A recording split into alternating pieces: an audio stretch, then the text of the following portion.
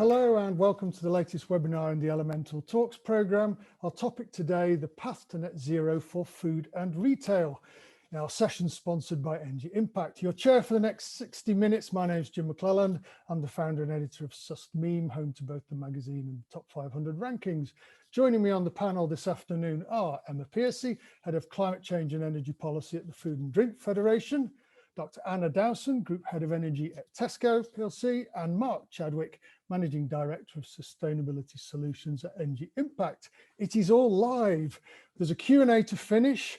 You should see a Q&A box at the bottom or side of your screens. If you want to type your questions in there, you pose them, I'll ask them, and our panel will answer them. So the webinar forms part of a program of talks hosted and produced by Elemental, elementalexpo.com. A little bit about them, the online community for professionals focused on innovation in heat, water, air and energy, the vital elements within the built environment now and in the future. You'll find a full diary of events on the website, range of upcoming webinars, also view the back catalogue, lots of hot topics, all available on demand, great who's who of speakers, and I should add, everything is free to access. This will also be available maybe 48 hours after we've finished today as well for you to share with friends and colleagues. There are in-depth interviews, longer form articles, there's lots of infotainment. So before we get cracking, a very brief intro from me, the path to net zero. The net zero strategy is seen as important for any industry, but critical in the food and retail sector. According to the UN Special Report on Climate Change and Land, the sector is responsible for nearly 1/3 of total greenhouse gas emissions. Moreover, demand from investors, regulators, consumers is upping the pressure, raising the bar to make food and retail more sustainable. In response, companies increasingly setting ambitious, ideally science-based emissions targets, plus they're repositioning their operations to supply products that are more climate friendly, climate neutral, climate positive even. So in this roundtable, our sector experts will share both business insights and practical advice around such as setting realistic emission reduction goals, technology, operational considerations, leveraging innovative financial models, and managing complex internal stakeholder environments. So right, let the debate begin. So as we start to explore strategies for achieving net zero food and retail, I'd like to begin by asking each of our panelists to introduce themselves, explain a little about their perspective, share some opening insights. It's a kind of, who are you? Where do you fit into the puzzle? What's the state of play right now with the transition to net zero in food and retail? So first, the view of a representative body, the voice of the food and drink industry. Emma, your thoughts, please. Thanks very much, Jim. So yes, as already introduced, my name is Emma Piercy and I lead on the climate change and energy policy work at Food and Drink Federation, and we represent the manufacturers in this farm to fork supply chain, and we have nearly 1,000 members, so really big body. I think going to where we are now in this net zero piece. So back in April, we announced our net zero by 2040 ambition. And so now we see it across the farm to fork supply chain that we all are aligned around that 2040. The NFU have the 2040 target, as do the BRC. So now we're on alignment. And I think that's a really important position to start from. I think then coming to then looking sort of as what companies are doing themselves. We have a range of companies, you know, with ambitions from even just before 2030 to those to 2050. So quite a spectrum, and that really reflects the varying sort of subsectors that we have. And so some are going to find it more challenging than others. I think specifically, you know, coming to should we say scope 1 and 2 emissions, effectively the on-site emissions. Already industry has made substantial progress. Just recently, earlier this year, we announced that we had met our Ambition 2025 target for reducing carbon 5 years early. So this is a 55% reduction on 1990 levels. So we have raised that ambition now to 60% by 2025. Also, we see quite large or really good large progress with the climate change agreements for the sector. So a lot of progress has been made. I think more longer term, should we say medium to longer term, I think there are some additional challenges for food and drink, because we are a very dispersed industrial sector, and predominantly also SME focused. So when we look, for example, at the potential use of hydrogen and the various sort of national infrastructure sort of projects that are being planned, these are initially being focused on the industrial clusters, where food and drink doesn't tend to be located, with the exception of Northwest area. So that's a challenge, particularly in the long term. Then just coming to scope 3 emissions, so therefore we're then talking about the supply chain. On average, we are looking at about 85% of the carbon footprint for food and drink manufacturers coming from the supply chain, with ingredient sourcing itself being the largest area. So this is clearly the major focus, and to date focus has more been on scope 1 and 2. However, a lot of companies are looking into this area. Anna will be able to talk more also about the supply chain perspective. But I think what I would say from manufacturing is that we, and at FDF, is that we are now underway with our roadmap and a handbook for businesses as to the different actions they can take across each step of the value chain. So we are getting there, but the proof will be in the action and in those deliverables to those targets. Excellent, thank you. And some important thoughts to kick us off with. Mentions, of course, of scope 3 in the supply chain. Also, whether you call it a journey or a ladder, the 2030, 2040, 2050 sequence of targets. Great to hear that we're already at 2025 in terms of your achievements. So congrats on that. So Anna, from the perspective of the UK's largest retailer with interest worldwide, how do you see things at present? Where are we now? So hi everyone, as Jim mentioned, my name is Anna Dowson. I'm the Group Head of Energy for Tesco, and just to give a bit of context, my responsibility is only on scope 1 and 2 energy related emissions. I'm responsible for ensuring we operate our estate as efficiently as possible, mitigating as best as possible energy price increases, and obviously delivering on our energy related net zero targets. Mm-hmm. So I think just to give a little bit of context and background into Tesco's commitments, our journey started back in 2006 with our first carbon reduction targets. And in 2009, we became the first business globally to commit to becoming a zero carbon business by 2050.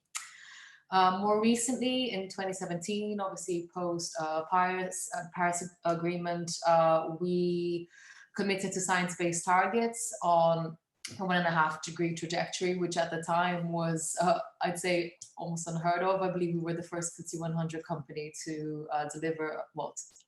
We're on our path to delivering, but certainly to committing to such an ambitious target.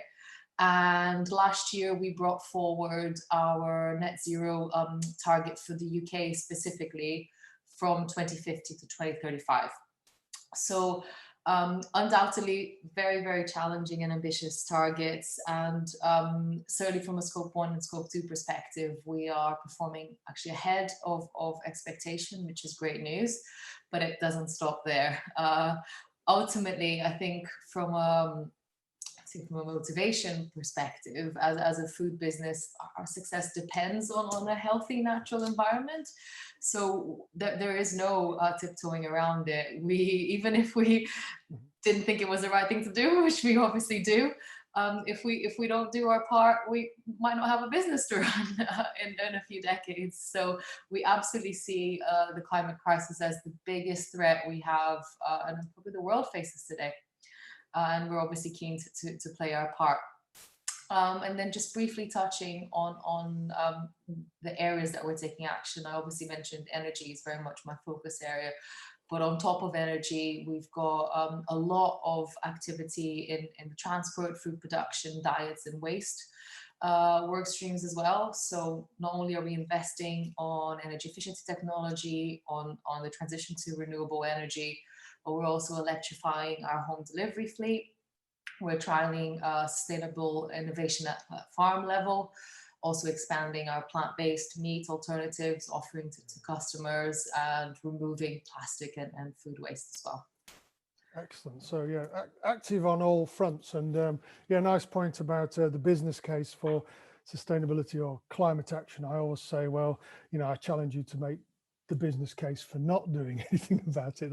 That's a much tougher argument to make. And so, Mark, if I turn to you now as a global provider of decarbonisation and sustainability solutions, what would be your opening insights, please?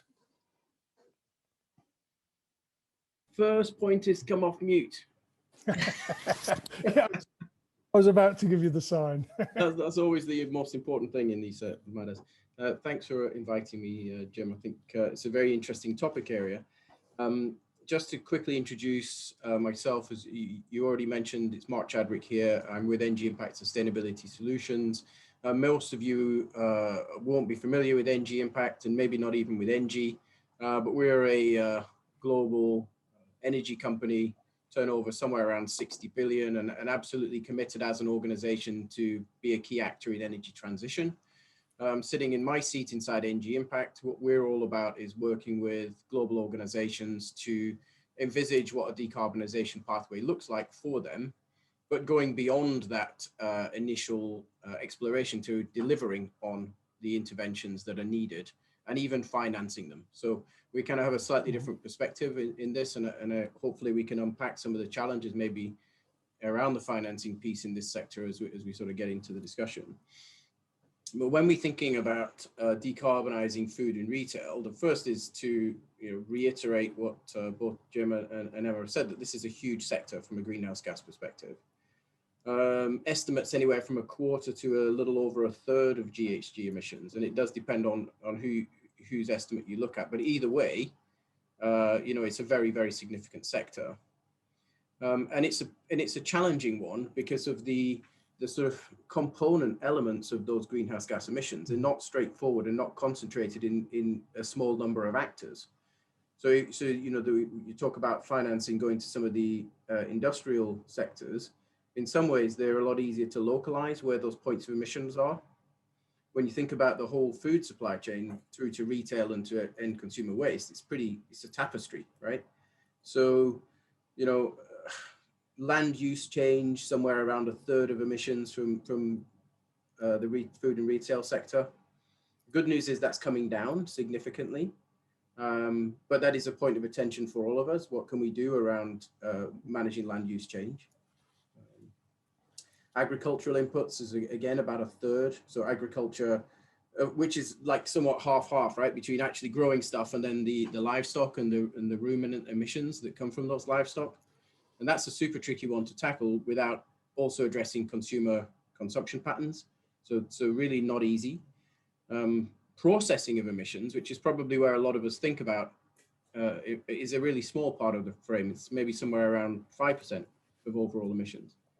So, all of the Nestle and Unilever factories and all these other things that are making our food stuff are a relatively small proportion of the overall mix when you look at their own emissions. And retail and transportation, again, is about 5% and 5%.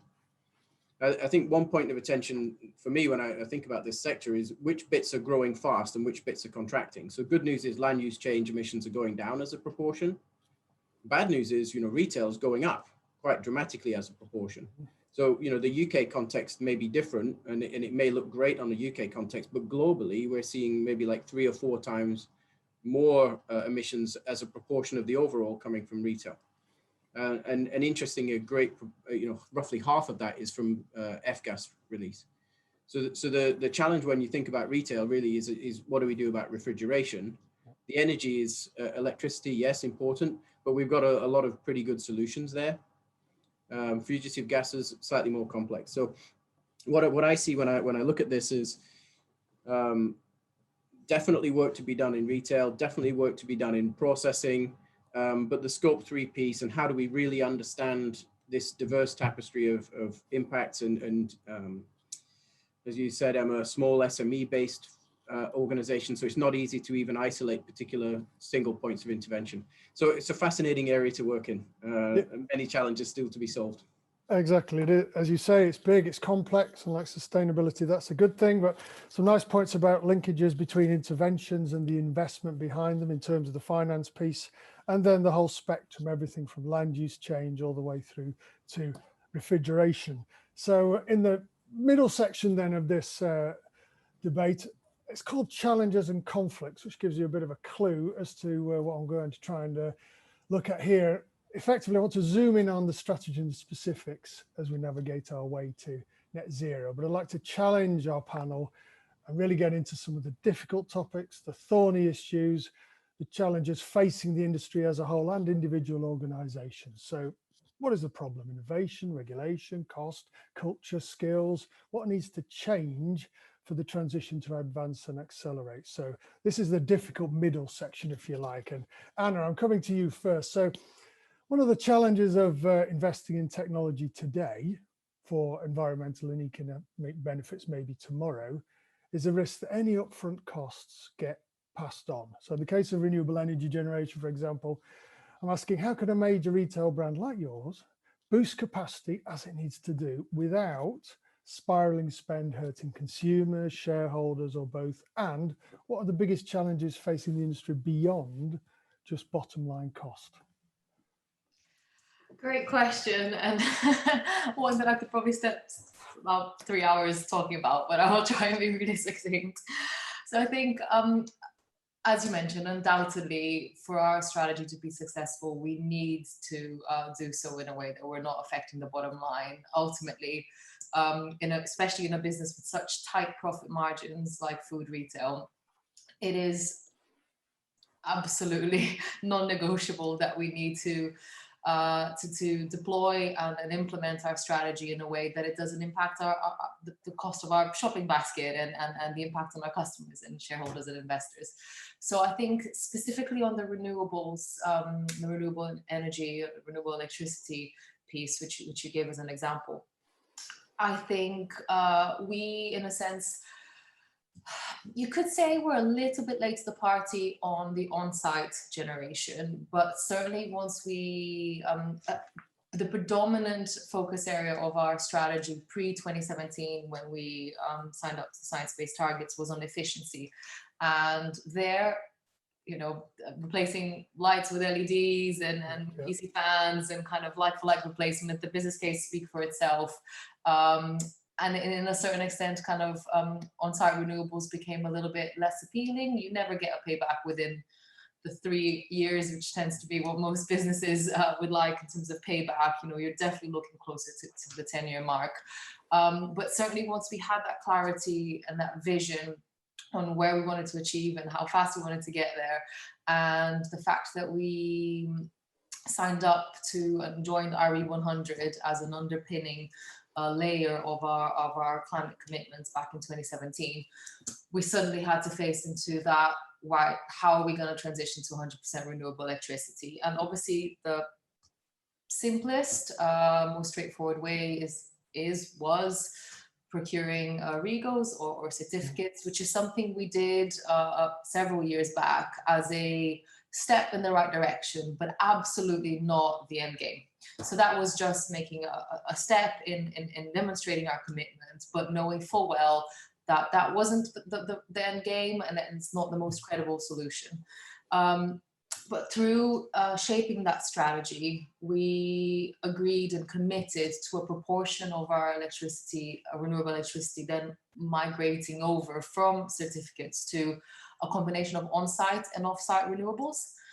And it could have been really easy back then, and we were pushed to a certain extent to try and commit exactly how much we would generate on site and exactly how much we would procure through offsite or corporate PPAs, and then unfortunately what a smaller percentage would stay with renewables, with certificates. But I'd say the success of our strategy, certainly from what we've seen in the last few years, has been by giving ourselves some flexibility between the on-site and the off-site PPAs. So we have committed to 60%, so certainly more than half of our renewable electricity to be generated through on-site and off-site renewables. As it currently stands, we're actually looking to stretch that even further.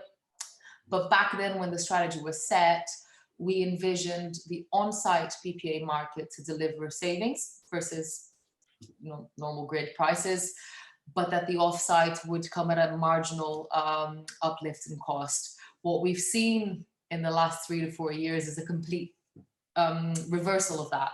And actually the deals we're signing from an off-site perspective are delivering fantastic savings against grid. And the on-site piece is just proving that much harder to deliver positive NPVs than we originally envisioned. And had we not given ourselves that flexibility, but still obviously committing to incredibly credible targets, we might have found ourselves in a position where we would be doing something just because we said we would, even though it would be damaging the business, damaging, the outcome for stakeholders, key stakeholders, customers, when we could be still delivering something just as credible with slightly more flexibility. So I think building in some level of flexibility into the strategy without compromising on the credibility is key. Not always easy, but key. And I suppose just to give one more example of, I think, challenges, and there are plenty. I think the next big challenge that we're certainly facing into is that what I call the electrification of everything. As much as I'd like to believe, technologies like hydrogen, etc., will come and shake things up materially, I don't think that's going to happen within the time scales that we need to deliver our commitments. So as far as kind of decarbonizing heat in our stores, that will, at the moment, all I see is through heat recovery and electrification. So we're electrifying fleet, we are automating more. So that increase in electricity consumption, but more importantly, the increase in capacity and the constraints in the grid and the local DNO infrastructure, that is something that's going to be undoubtedly a huge focus area for myself and my team over the next decade, and there's no escaping it. I mean, there will hopefully be some really exciting technologies, and demand side flexibility and batteries will probably have a really big role to play, but it's an exciting challenge. Yeah, no, absolutely. And thanks. I mean, I think it's very interesting. We could almost run a whole webinar just on time, because an awful lot of the scenarios and the degree to which they are sustainable depends on the time factor. We don't have unlimited time available.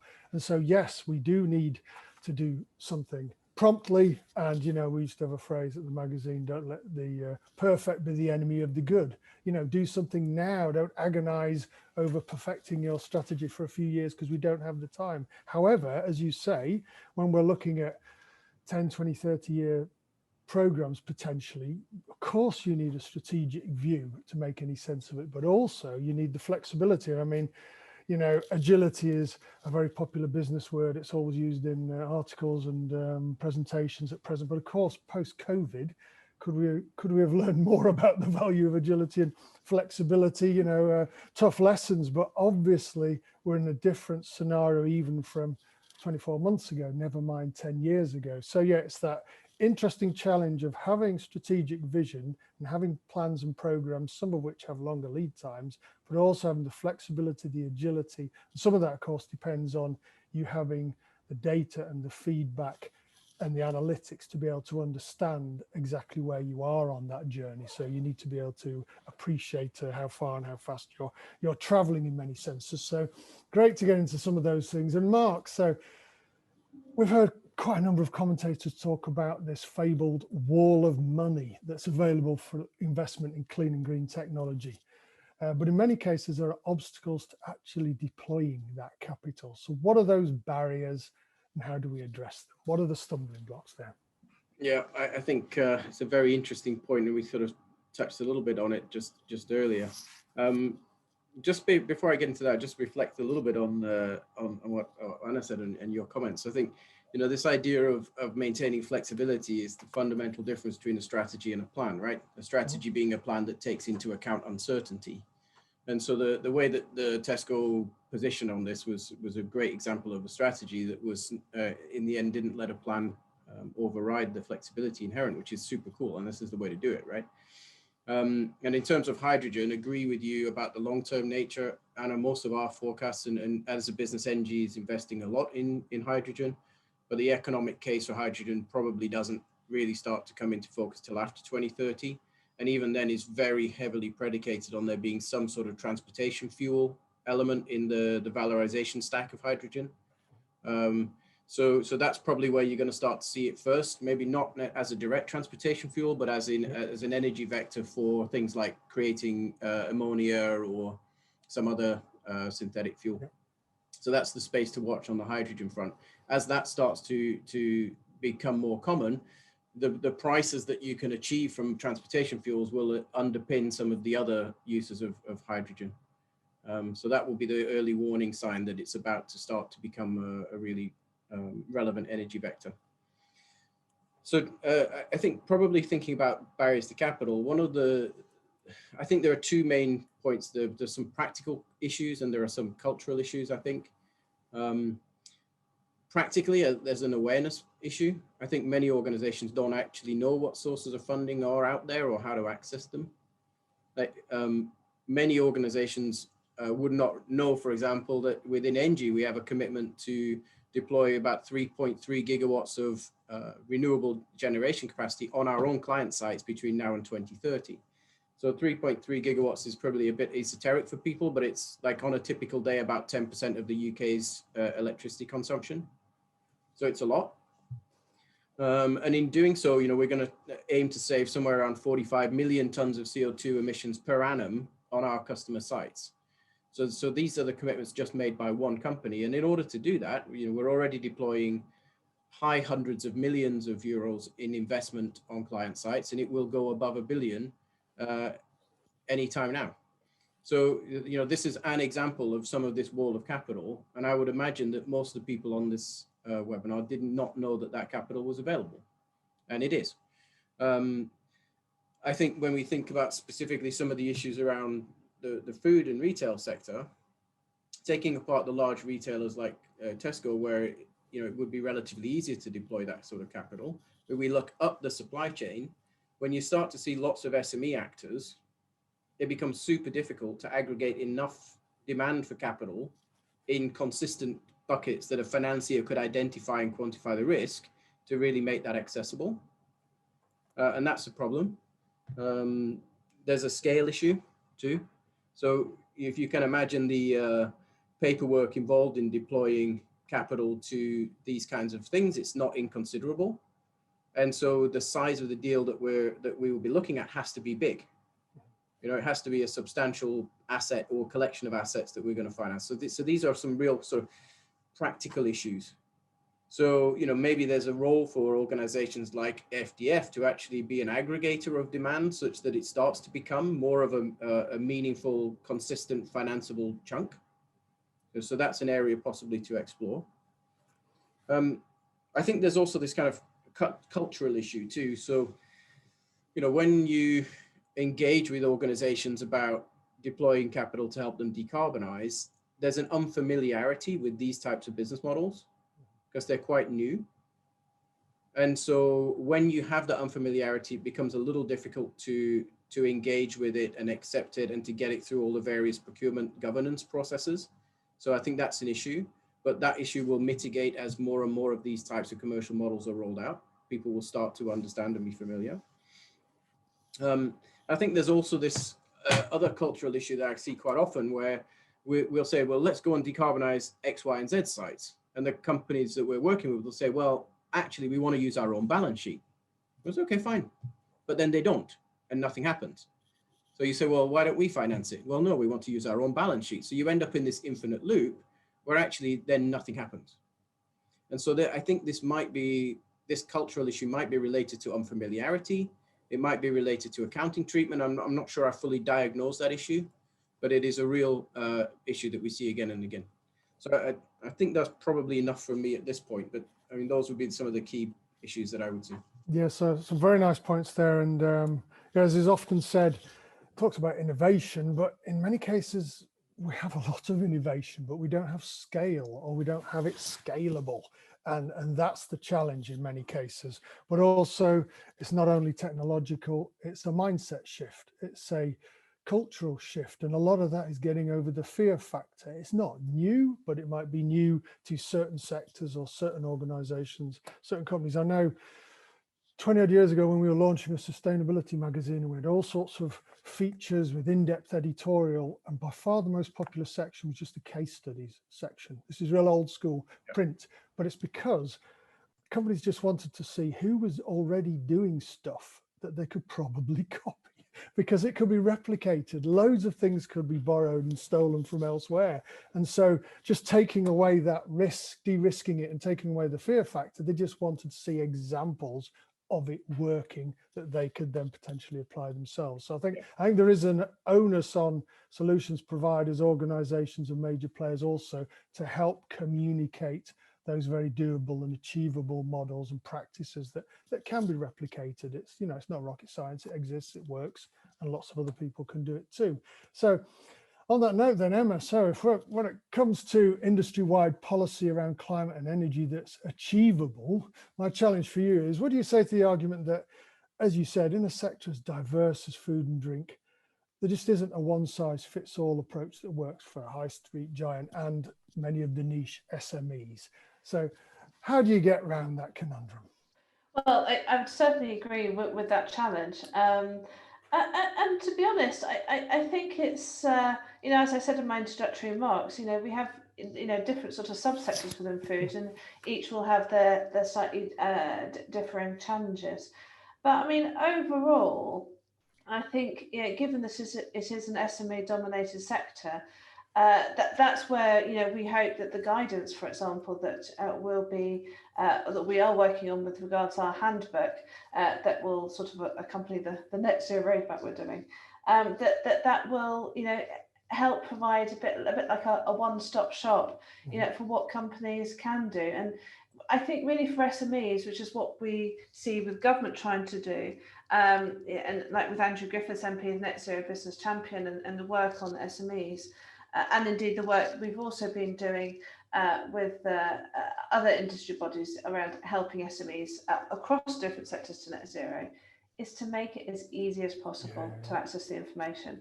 Because, you know, what we've talked about already, you know, what Mark and Anna have alluded to it, and yourself as well, that actually, you know, well, frankly, there are some complex issues here.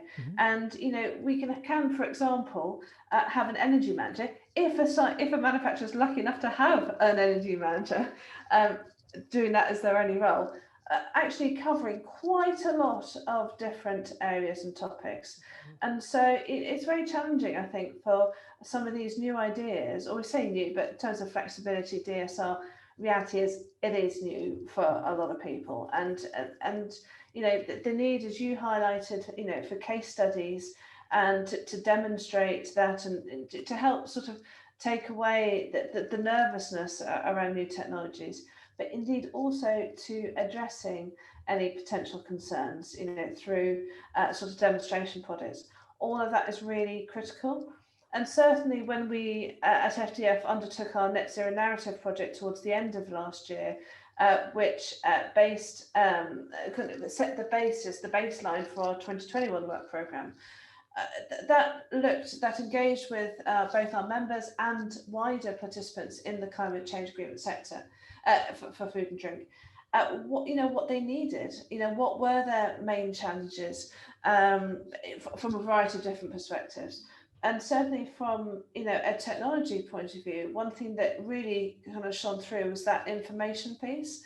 So as part of our programme this year, you know, and I think events such as yours very much clearly fit into it, it's about sharing that information and giving the opportunities. And I think webinars are actually really great for that, because you don't have to travel anywhere to a conference. And so people who are very time poor, this is really perfect. So we've got a whole series of webinar programs and working with our professional affiliates, and Engie is one as well.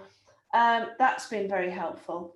And yeah, so I mean, there are challenges. I think, you know, around the financing piece that was mentioned.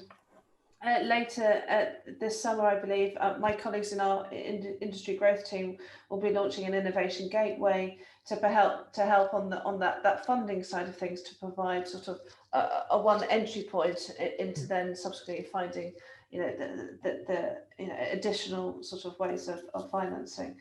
But I think just perhaps the last thing to touch upon in terms of financing is, and the points around sort of on balance sheet and stuff, I think a challenge that we have seen, probably that, you know, all companies facing on account of COVID this year, and what that's meant to businesses, and the available money and cash flow to fund a lot of these investments. And so I think we do have to start thinking more about, you know, alternative forms. And I think, you know, what Mark's talked about is, you know, is really important, because we need to sort of start looking perhaps more broadly about how to get some of these investments off the shelf. And actually, no, I did have one more point, sorry, which is kind of relating to some of what Anna was talking about in terms of cost to consumers. And of course, actually, you know, with the BRC ambition of net zero by 2040, that's also about putting net products on the shelves that are at net zero by 2040. And of course, the reliance on that is on the manufacturers and supplying those. And indeed, as I alluded to at the start, of course, most of our emissions, you know, a good 85% come from the supply chain. So we are really looking at a full farm to fork strategy to be able to really deliver on net zero by 2040. Absolutely, and nice point. Yeah, the complexity of the supply chain is a similar scenario in industries like construction, for instance. You know, an awful lot of smaller players and long supply chains and a very involved process. Important role for the major players, but then the reality is a lot of SMEs who need help and support, some of it financial, some of it more advice. And I also think that mantra always is, you know, to manage something first, you have to measure it. Well, I would say, but then you have to message it, because I think a lot of this is around communication and engagement as well, you know, and the role of the FDF, for instance, in that is really helpful. Could I quickly come back on sure. that? Just that point around you can't manage what you can't measure. That is, of course, a huge topic that we're working on, again, across that farm to fork supply chain. And the work that RAP is doing around convening on that is really important, because, you know, we see different methodologies out there, different data sources. And so, you know, working towards a coordinated, aligned approach between all on how to calculate emissions and what data sources to use is critical, because, you know, for transparency to the consumer, because otherwise, you know, it makes that challenge of getting sort of, you know, consumer behavioural change or, you know, consumer trust. Without that alignment, it makes that a lot more difficult. Absolutely, and good point. And on a lot of these webinars, when we start talking about collective action and sector-wide, the next word that usually comes out is a cry for standardization, you know, so that there can be some compatibility and systems talk to systems. But so then we've looked at some of the challenges then, but I'm glad to say the last section before Q&A, and if you've got an audience question, pop it in the box. I've already had one via Twitter and one via LinkedIn, but do also type it in the box there, probably on the side of your screen. So this is the reasons to be cheerful bit. So we've looked at what's difficult and what might not be going as fast or as far as we'd like. But this is rose tinted spectacles. So if we are successful and we have sustainable strategies for delivering net zero, and we bridge the gap between intention and implementation, aspiration turns to action, targets get met together on time, if not early. Imagine that wonderful scenario where we do fulfill those kinds of promises. So what is that kind of success going to look like? Mark, how can market changes help boost the pace and scale of our progress towards net zero?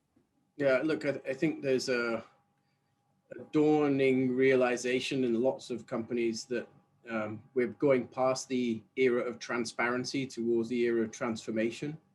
And the 2030 very ambitious targets that many companies have set are looming ever closer. So that demand is coming out quite clearly from companies who have these ambitious targets for the kind of support they need to implement them at pace and scale. And so, you know, I think when we look at the way that it's going to evolve, we can see, and we're projecting a very large increase in the whole energy as a service sector. So right now it's maybe worth a couple of $2 billion overall worldwide. And we expect that to grow to maybe somewhere around $27 billion by the end of this decade, which is like somewhere, let's say around 35–40% CAGR on this market. And so, you know, what are the drivers here? One is we see a big push for this kind of solution in North America, where, you know, maybe around 40% of the projected demand is going to be coming from that geography. And it's that realization that my corporate decarbonization goals need to be actioned, need to be delivered, that there are distributed energy resources available to me that are now affordable, but that deployment of those technologies across the huge number of sites and at the complexity that I need is not easy. Mm-hmm. That, you know, as a, you know, food manufacturer or food retailer, my core business is not in rolling out energy transition, right? And therefore, you know, can I find partners whose core business is actually to do that? And what you then see is a real sort of stimulation of innovation and capital around providing that kind of service to deliver this decarbonization at pace and scale. Now, of course, you know, this is one of the core things that NG have refocused on in our new strategy. So, you know, NG Impact as our sort of customer front end are working with all kinds of actors, not only in food and retail, but on this kind of service, because we can see it's a real partnership that's going to be needed to hit this kind of transformation within the short period of time. So for me, this is a reason to be cheerful. Like always, when you create a demand in our market, the market participants react to that demand. So I feel really reasonably positive that we're going to make some very, very rapid changes in our energy infrastructure between now and 2030. Excellent, good positive noises, and I like transparency to transformation, and a good nod for the as a service model, which we see rolling out in many different areas. And Emma, if I come to you in the positives and hopes section, you might say it already is, but how can the food and drink sector become an exemplar for net zero commitment? And maybe actually picking up, you did say, although you're doing a lot of good things, there are other challenges ahead, but how can it really drive on to be that exemplar around net zero? Well, I think, you know, for everyone, it's about action. So, you know, we can have a lot of good talk and have our ambitions and have targets, but of course it's delivering against them, which is really important. And so, you know, I think what we've demonstrated already with our Ambition 2025 is really positive. And I think also, you know, the individual commitments that companies have made, again, really demonstrate the commitment to, you know, what we need to do as a sector. So, you know, I think that also in itself sort of, you know, is very positive and demonstrates, you know, that you know, that we can be an exemplar as such. But of course, you know, that needs to be replicated across everyone. And I think, you know, one of the real enabling factors for this will be to have a, you know, a very sort of joined up you know, policy and regulatory framework, which, you know, it is for food and drink means crossing, of course, a number of different government departments. So, you know, that's something that, you know, is really needed. And, you know, we're having good engagement and look forward to, you know, seeing more, for example, when we have the net zero strategy in the autumn that's to be published by BEIS, because, yeah, that's led by BEIS, but of course we're a DEFRA department. So, you know, getting all the right people connected is going to be, you know, really important for really, you know, achieving a lot more. Absolutely, some nice points there, and a plug for action. And I must say, although I've called this positives and hope, obviously you call for joined up government policy. We are really looking ambitious here, you know. So that you know, we can but dream for joined up policy, but you know, we're making progress. Exactly, more joined up. Let's put it. Let's say more joined up.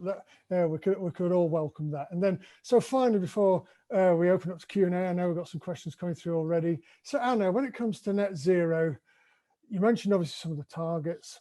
mega brand, but how can true corporate vision translate into delivery against goals on the ground that will really get us where we want to go?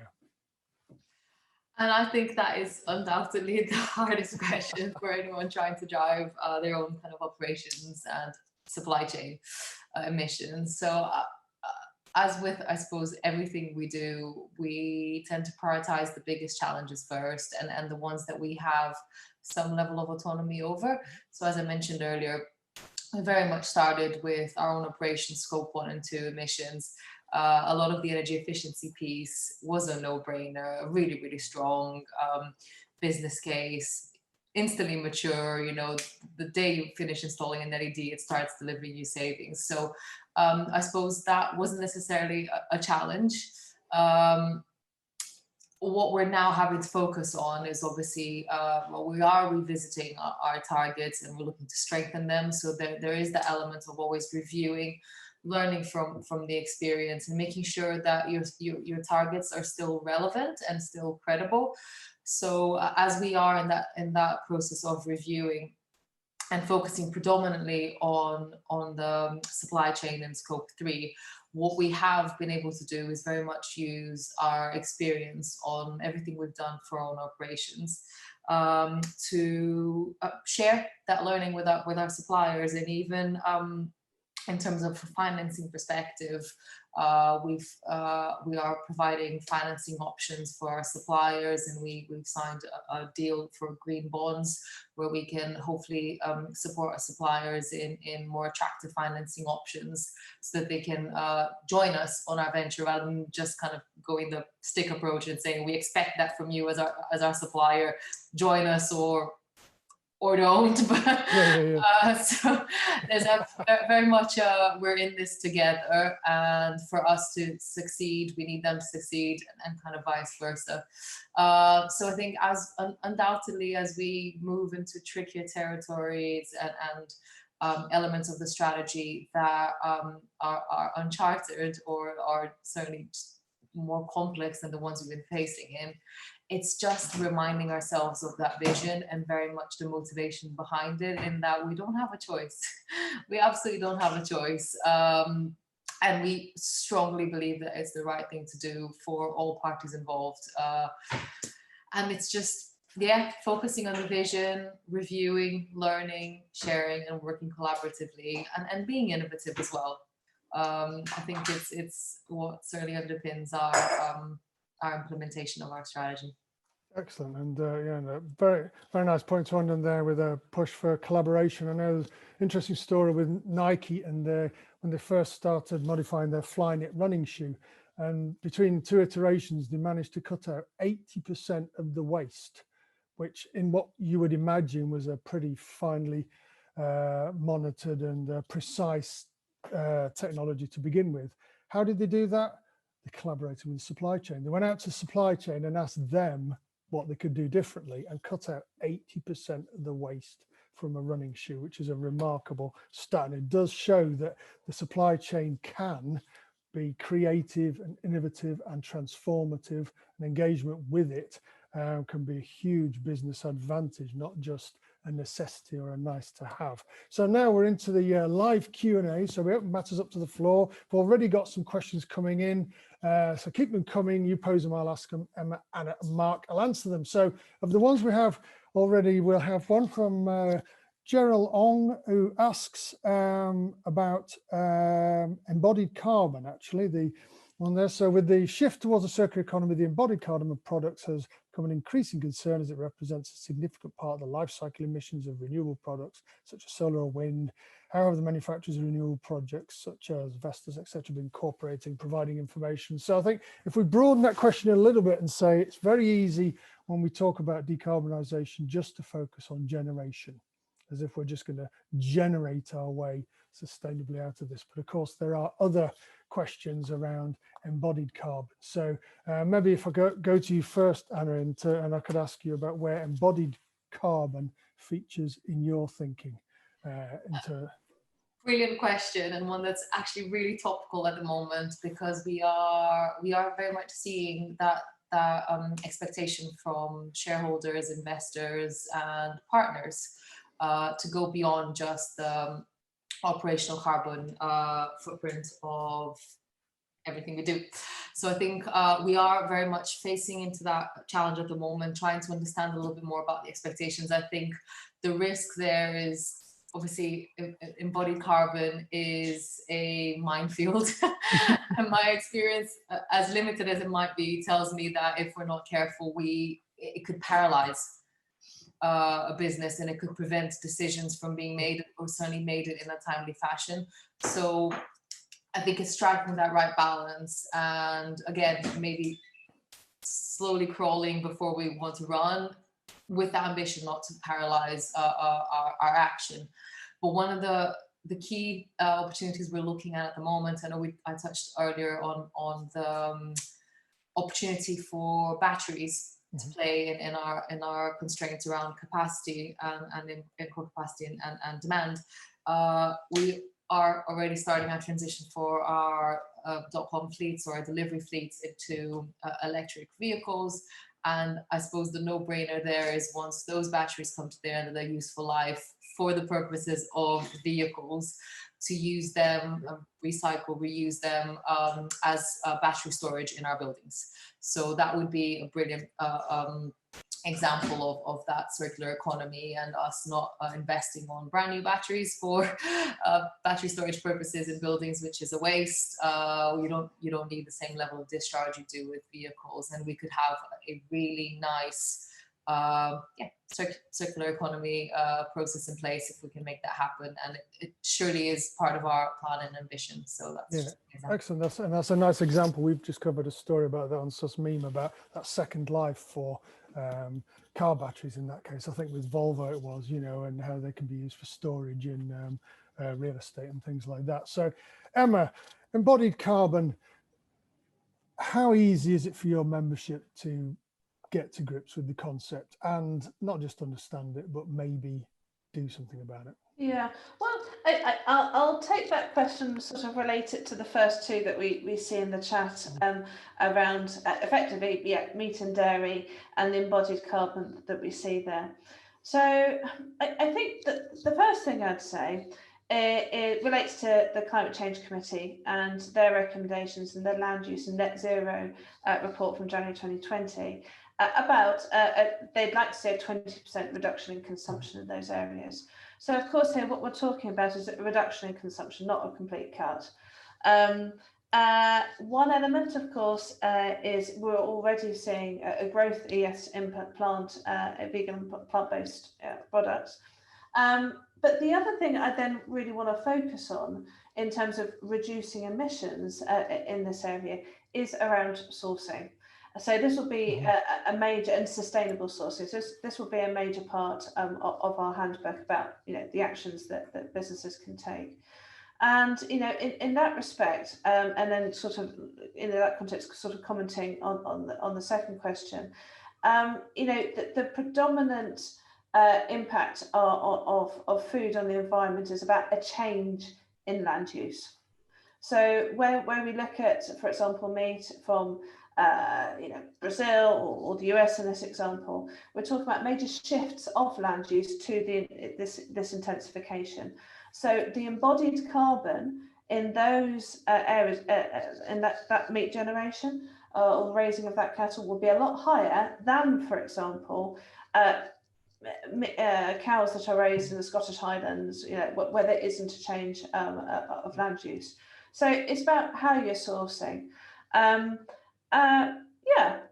mean, it's at the moment, I alluded to earlier in terms of how you're measuring this. There's a lot of different data sources, and of course, by default, what I've just said is that there are a lot more sustainable sources and less sustainable sources out there. And so, how you incorporate that into your carbon footprint is really key. And I think how you're incorporating that, or what you're looking at, it's clearly something that, in terms of the second question, perhaps the US meat industry hasn't perhaps included so much in their analysis. Absolutely, thank you, and good good point about sourcing. And for those who perhaps haven't read those questions that Em was referring to, there's one from Israel Renteria, I think, about the most promising technologies for decarbonising dairy, meat and poultry, and another from Jerry Long about maybe some unintended consequences and conflicting information about plant-based diets and the emissions profiles thereof. So I've also got a question I'd like to bring to us after I ask Mark. But I have one final question, which will be about COP26. That's come in via Twitter. But if I could just come to you, Mark, for your thoughts on where embodied energy sits in terms of the conversations you're having. Yeah, probably we're uniquely in the group here, sitting inside the NG universe, we have somewhere around 31 gigawatts of installed capacity in renewables right now, which is roughly enough to run the UK. I keep using this UK as a reference, plus another 5 gigawatts that I mentioned before of the on-site stuff. So we procure a lot of renewable energy generation capacity, and therefore the embodied emissions associated with that makes up a really material part of our carbon footprint. And it's a real point of attention for us because we have a net zero by 2040 commitment that covers our entire value chain.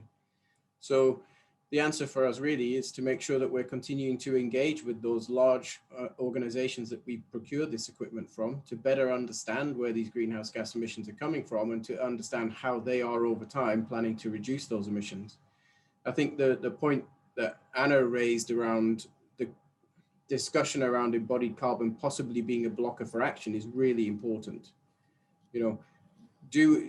We have seen massive increases in efficiency of renewable energy generation equipment in the last decades and more, and that is because we've been using it. So if we didn't take the action to procure that equipment, to use that equipment, to generate energy from that equipment, the progress and the technology improvements we've seen would not be there.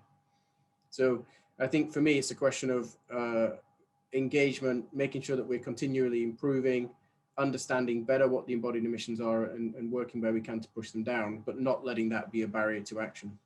Excellent. Nice point about it not being a blocker or barrier to action. So the final question, we're nearly out of time, so it'll have to be a quick whip round. It's come in via Twitter, and I'll expand on it a little because they've simply asked, COP26, will it be a help or a hindrance? So if I'll reframe it slightly. So Emma, coming to you first. COP26, all over the news regularly. We're running a variety of content with Elemental in the run-up and at the time. Are your members inspired along the net zero path by the fact we have COP26 happening at the end of the year? Is it helping? I would say it is, yes, because it's about building that momentum for change, and of course COP26 is a big lever for that. And what we need to focus on thereafter, of course, is maintaining and building upon that momentum. But the specific question around help or hindrance, actually, you know what? So it's definitely going to be a help. And also because when we talk about supply chains, we're talking about international supply chains. Yep. And the challenges of embodied carbon. So we know that, the focus of this coming COP will be also around sort of biodiversity and nature. Yep. And given the impacts that the food systems have, actually working towards international agreement on how to, help make progress in some of these will help to bring that alignment across, because what you don't want to have is in effect, we talk about carbon leakage from a term. It's the same principle with supply chains, but in a different context. We all need to be working to the same standards. Absolutely, good point about carbon leakage. And Anna, if I could come to you, obviously Tesco, statements, targets, etc., at corporate level for sure, and COP26 will loom large in that. But for you and the energy team, if you like, does that filter through? Does that change what you do on a Monday morning? Is the fact it's happening here at the end of the year making a difference to your working week? I think it's undoubtedly shown a spotlight in maybe a lot of what we've been doing for such a long time. I think it doesn't change anything in that we were already in that path and then we're progressing as planned.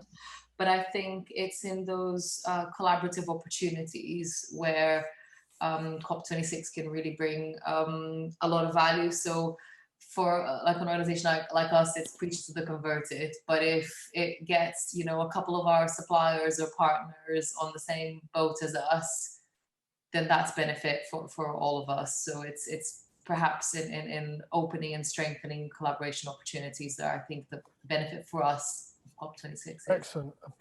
Platform for conversations and engagement. And then finally, you, Mark. So is it impacting your clients, accelerating plans and projects, yourselves at NG and NG Impact? Is it meaningful for you this year? It's an awareness raiser, so that's useful. It generates energy. The most important thing that I'm looking for personally is some clarity around Article 6 of the Paris Agreement. So we want to understand, how do we deploy climate finance to those nations who most need it? And then how do the providers of that finance recognize their contribution towards decarbonization? That's all super unclear at the moment.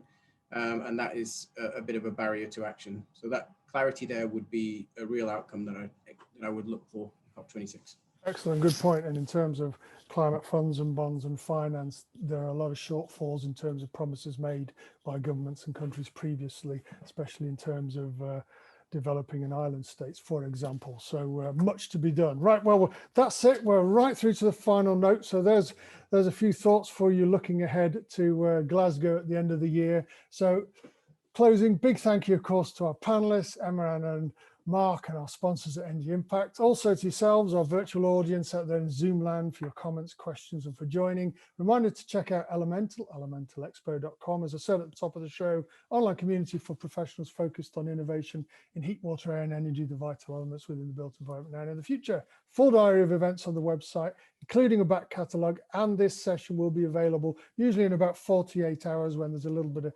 tweaking and editing, and it should be available to share for anybody you think who could benefit from listening to the insights that have just been shared. So that's it for today. I've been Jim McClelland, editor at SustMeme. Thank you again to the panel. Thanks for watching, and we'll see you all again soon. Thank you very much.